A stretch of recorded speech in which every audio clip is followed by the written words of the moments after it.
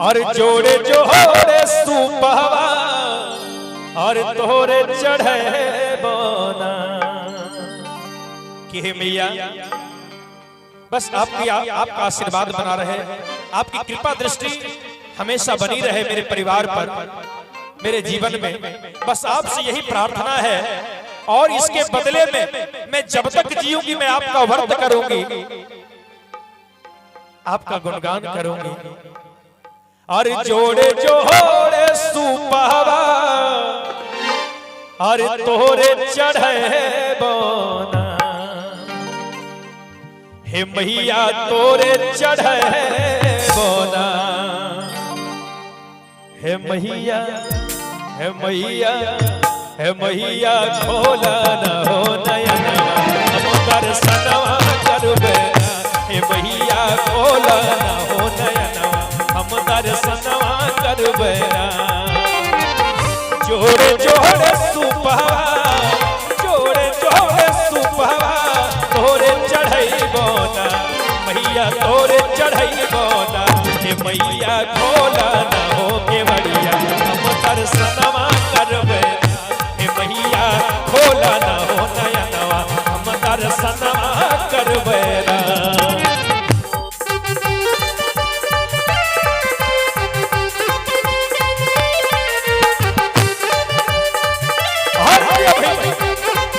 जय हो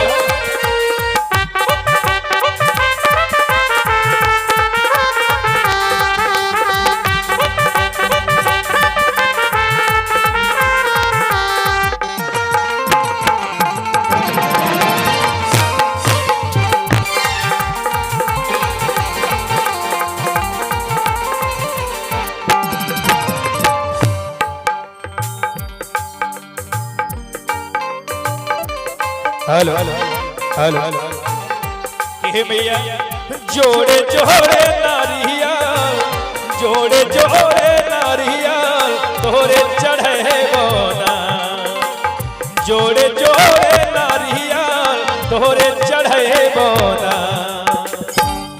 ध्यान देंगे एक बार जितने भी भाई लोग हैं और हमारी मैया लोग हैं, आप मेरे लिए नहीं एक बार छठी मैया के नाम पर जोर से जयकारा लगाएंगे। बोलिए प्रेम से छठी मैया की, बोलिए प्रेम से सूर्य भगवान की। और एक बार छठ मैया के नाम पर दोनों हाथ ऊपर कर दीजिएगा मैया। मेरे लिए अगर कोई उठाने के लिए भी बोलेंगे यहाँ के लोग तो नहीं उठाइएगा, लेकिन छठ मैया के लिए एक बार दोनों हाथ ऊपर कर दीजिए। जिनको जिनको छठी मैया से प्रेम है और जिनको प्रेम नहीं होगा वो हाथ नहीं उठाइएगा। एक हाथ उठाने से अर्पण होता है और दोनों हाथ उठाने से समर्पण होता है।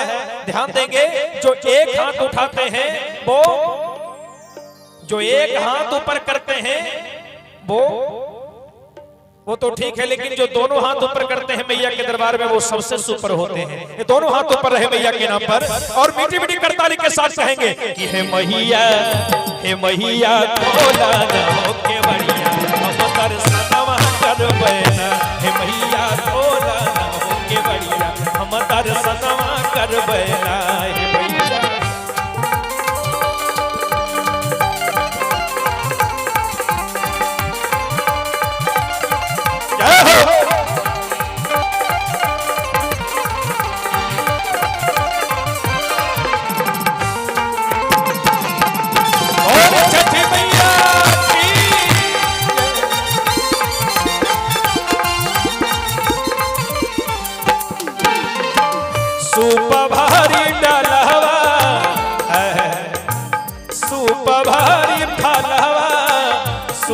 भारी फलवा तोरे चढ़े बोना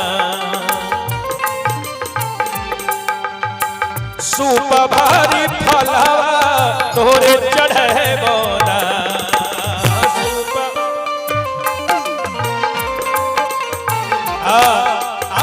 सूप भारी फलवा तोरे चढ़े बोना हे मैया तोरे चढ़ई बोना हे मैया तोरे चढ़ई बोना हे मैया हे मैया हे मैया खोला न हो के बढ़िया हम दर्शनवा करबे ना हे मैया